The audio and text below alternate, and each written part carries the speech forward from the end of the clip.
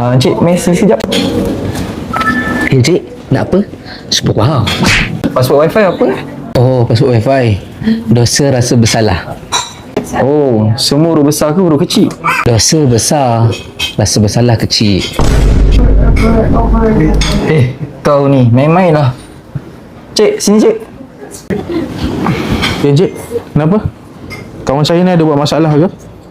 Tadi saya tanya password wifi dekat dia, tapi dia ni main-main. Apa sebenarnya password wifi kat sini? Oh, password wifi.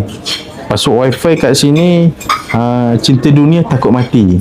Oh, cinta dunia takut mati. Huruf besar ke huruf kecil semua? Cinta dunia besar, takut mati kecil.